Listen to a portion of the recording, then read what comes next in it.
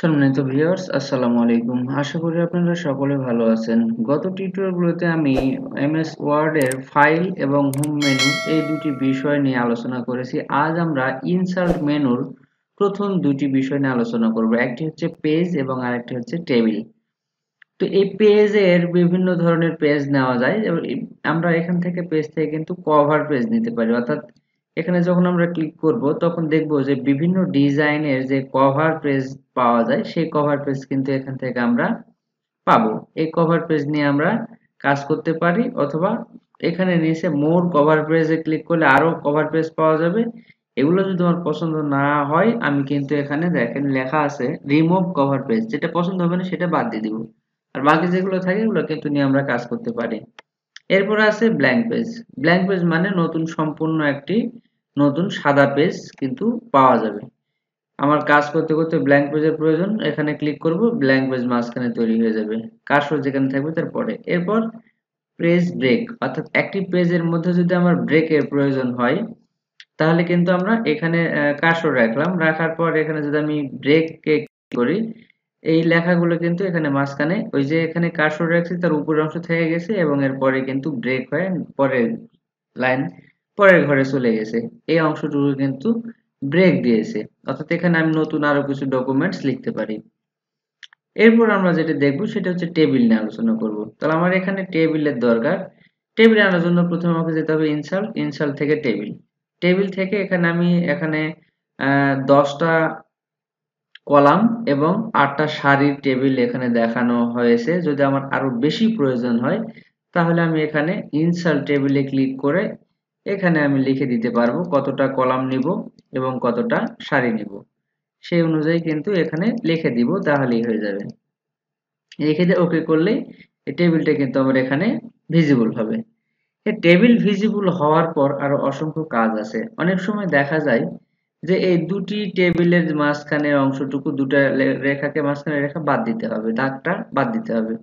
আবার অনেক সময় দেখা যায় যে এর মধ্যে আরো নতুন টেবিল তৈরি করতে হবে। এই বিষয়গুলো আমরা কোথায় দেখব সেটি এখন দেখব।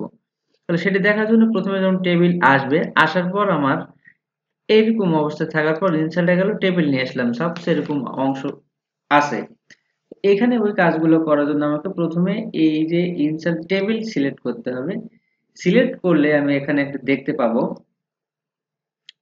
টেবিল যখন আমার সিলেক্ট হবে তখন আমি এখানে আরো দুটি নতুন অপশন, টেবিলস টুলস নামে দুটি অপশন চালু হয়ে যাবে। এটা মেনু বারে একটি হচ্ছে ডিজাইন আর একটা হচ্ছে লেআউট। তো ডিজাইনে যখন ক্লিক করব তখন বিভিন্ন ধরনের ডিজাইন, কিরকম ডিজাইন নেব সেই ডিজাইন দেখা যাবে। এরপর আমাদের লেআউট, লেআউটে কিন্তু বেশি কাজ। এই লেআউটে যখন ক্লিক করব তখন অসংখ্য কাজ এখানে দেখতে পাবো। আমরা গ্রিড ভিউ করতে পারবো, প্রপার্টিজ দেখতে পারবো, এরপর টেবিল ড্র, অর্থাৎ টেবিল আমরা আঁকায় নিতে পারবো। কিভাবে? এখানে ক্লিক করলাম, করার পর দেখেন এখানে একটি কলমের মতো চিহ্ন তৈরি হয়েছে। টেবিল কি করব, টেবিলের ভিতরে আবার টেবিল আঁকাবো। তাহলে এখানে এই একটা টেবিলের আমি আলাদা করে ভাগ করে দিব, অর্থাৎ এখানে এই একটা ভাগ দিলাম, আবার এই পাশে আর একটা, এই দুটি ধরে আর একটা কি, এই দুটো ঘর মিলে কিন্তু মাঝখানে লম্বা টান দিয়ে আরো তিনটে, একটা ঘরকে তিনটে তিনটে করে ঘরে ভাগ করে দিলাম। এটি আমি ড্র করে নিলাম।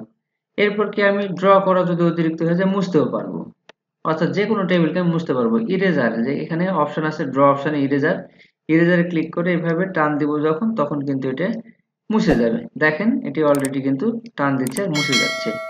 আবার এই যে টেবিল নিয়েছি সেই টেবিলটাকেও যদি আমি মুছে দিতে চাই একটি দাগ, সেটাও পারবো। এখানে ক্লিক করলাম, এই দাগটুকু কিন্তু মুছে গেল। ঠিক এটি যেমন মার্জের কাজ করবে।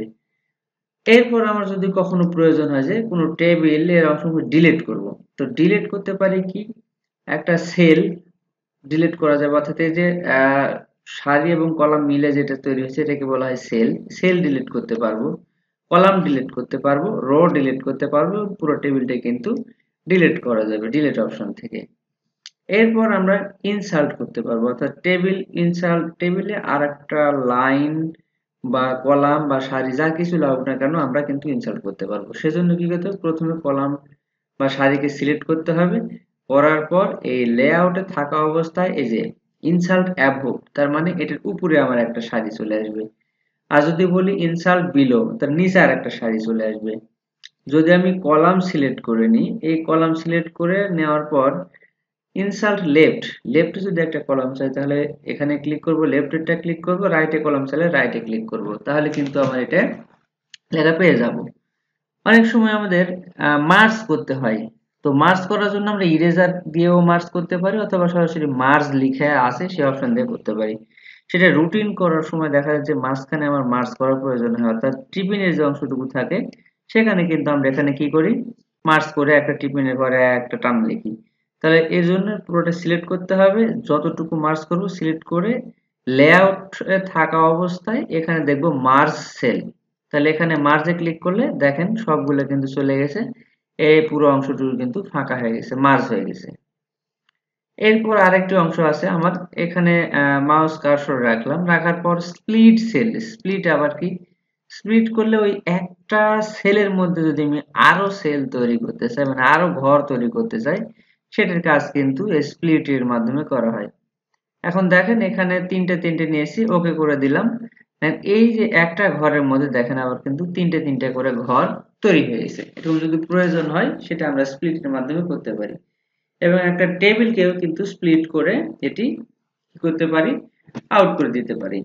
এখন দেখেন এই টেবিলটাকে আমি মার্জ করেছি বা এই টেবিলটাকে আমি ইরেজার দিয়ে কেটে বড় করেছি, একটা দাগ মাঝখান থেকে মিশিয়ে দিয়েছি।